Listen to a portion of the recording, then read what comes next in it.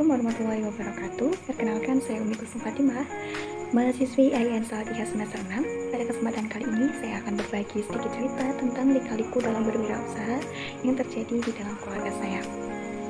Berwirausaha adalah suatu upaya yang dilakukan oleh seseorang dengan melibatkan keterampilan dan kesempatan dengan tujuan untuk memperoleh keuntungan.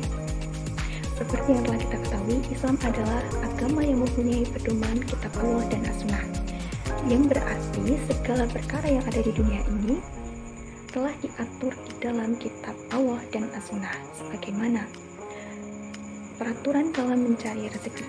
Salah satu syarat dalam Islam dalam mencari rezeki adalah dengan syarat halal dan baik. Rezeki yang halal diperoleh dengan cara yang halal dan digunakan dengan cara yang baik. Rezeki adalah wujud keberkahan dari Allah Subhanahu wa Ta'ala yang diberikan kepada hambanya sehingga bermanfaat untuk memenuhi kebutuhan hambanya. Rezeki dapat berupa materi maupun non-materi. Adapun rezeki berwujud materi seperti makanan, harta, tempat tinggal, dan lain-lain. Sementara rezeki berupa non-materi seperti kesehatan fisik dan kesehatan jiwa sehingga akan menumbuhkan rasa bahagia dan damai dalam hati. Setiap makhluk hidup yang Allah ciptakan di bumi ini sudah Allah atur, sudah mempunyai porsi dan masanya masing-masing. Jadi setiap makhluk hidup sudah mempunyai jatah rezeki masing-masing. Dan sebaik-baiknya rezeki yang diperoleh manusia untuk memenuhi kebutuhan dalam hidupnya adalah rezeki yang diperoleh dengan hasil tangan sendiri. Artinya dengan bekerja keras melalui usaha sendiri, bukan pemberian orang lain. Setiap orang tua pasti berjuang, pasti bekerja keras untuk menghidupi keluarganya dan anak-anaknya. Saya adalah seorang pengrajin mebel atau tukang kayu. Bapak saya belajar mebel ketika beliau masih muda, ketika belum menikah. Setelah belajar mebel, akhirnya beliau bisa memproduksi berbagai macam kerajinan mebel seperti meja, kursi, almari, tempat tidur, dan lain-lain. Dahulunya, beliau bekerja di sebuah mebel yang terletak di daerah Sukoharjo. Produksinya dilakukan di rumah dan ketika telah selesai, maka akan diambil oleh pengepulnya. Saudara ibu saya adalah seorang penjahit. Awalnya, ibu saya menjahit baju kerah pria. Ibu saya mengambil potongan dari sebuah konveksi yang letaknya tidak jauh dari rumah saya. Biasanya dalam sehari ibu dapat menyelesaikan 15 potong baju. Setelah jahitan itu selesai, maka akan disetorkan ke konveksi lagi. Nah, kemudian setelah beberapa tahun ibu saya berhenti menjahit karena pemilik konveksi itu sudah tua dan sedang menunaikan ibadah haji selama beberapa bulan.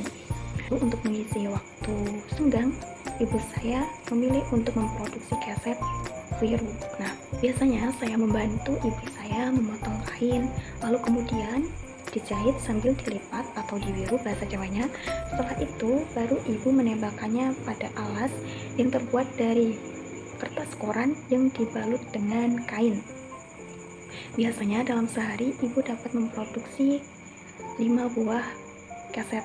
Nah, biasanya jika kaset telah terkumpul lebih dari 1 kodi yang terdiri dari 20 biji akan diambil oleh distributor. Namun, beliau memilih berhenti karena penghasilan yang diperoleh tidak cukup untuk memenuhi kebutuhan sehari-hari. Sampai pada akhirnya, ibu saya memutuskan untuk menjahit di sebuah konveksi lain yang letaknya juga tak jauh dari rumah saya. Konveksi tersebut memproduksi gamis-gamis syar'i. Konveksi tersebut cukup besar dan terkenal. Biasanya ibu saya mengambil 20 potong baju gamis. Biasanya beliau dapat menyelesaikan 5 buah baju. Lalu kemudian setelah beberapa bulan, ibu saya berhenti menjahit di konveksi tersebut karena terjadi kasus di konveksi tersebut, yaitu kasus penyuapan, yang mana kasus itu dilakukan oleh tukang potong kain dan penjahit. Kasus penyuapan tersebut terjadi karena pemasaran yang sepi sehingga potongan baju yang dihasilkan lebih sedikit daripada biasanya.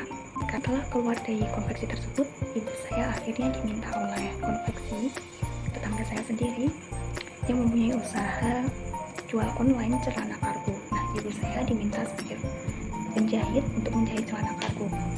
Awalnya ibu saya tidak bisa, namun akhirnya beliau belajar sendiri hingga akhirnya bisa menjahit celana kargo. Nah, biasanya dalam sehari ibu dapat memproduksi 5 buah celana.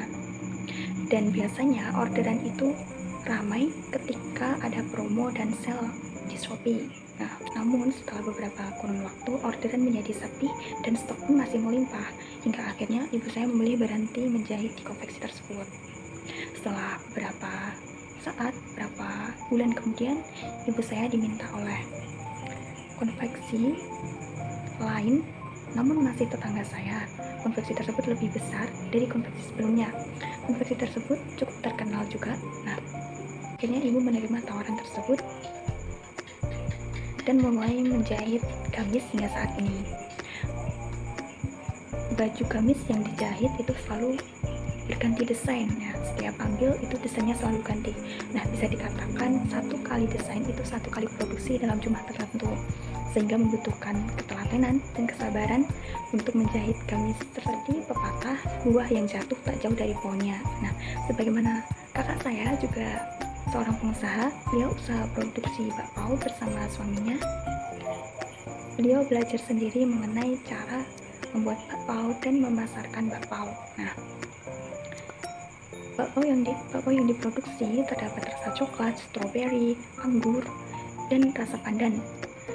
Biasanya beliau membuatnya ketika pukul 2 dini hari dengan sebanyak 6 kg yang menghasilkan sekitar 300 biji bakpao, kemudian dititipkan di sekolah-sekolah SMP dan SMA yang terletak di daerah Klaten. Di tengah jalannya usaha sempat terjadi kendala, yaitu bahwa bakpao yang tidak terjual di pasaran tidak dikembalikan kepada produsen, melainkan diambil oleh penjual, kemudian dipanaskan dan dijual lagi di keesokan harinya. Tentunya hal tersebut membuat para konsumen merasa tidak nyaman karena membuat rasanya berbeda, tidak seperti ketika setelah produksi. Selain dititipkan di sekolah, dikantinkan di sekolah, biasanya kakak saya juga mendapat pesanan bakpao di acara-acara seperti arisan, kumpulan, di acara-acara masyarakat. Tentunya dalam berwirausaha pasti ada cobaan, ada tantangan yang harus dihadapi. Sabar adalah kunci utama ketika kita menghadapi cobaan-cobaan yang datang saat kita sedang berusaha. Jika Allah memberikan cobaan itu kepada kita, berarti kita dipercayai oleh Allah, kita mampu melewati cobaan itu. Dan bagaimanapun keadaannya, kita harus selalu untuk bersyukur, selalu berusaha untuk tetap bersyukur bagaimanapun keadaan kita. Baiknya sesuatu yang kita makan, sesuatu yang kita minum adalah hasil kerja keras kita. Untuk itu kita harus belajar berusaha. Meskipun hasilnya itu tidak banyak dan tidak mudah, tapi kita harus tetap berusaha. Karena Allah pasti akan melihat setiap usaha-usaha yang dilakukan oleh hambanya, dan Allah pasti akan menolong usaha-usaha yang dilakukan oleh hambanya. Sekian dari saya. Jika ada salah kata, saya mohon maaf. Akhir kalam. Assalamualaikum warahmatullahi wabarakatuh.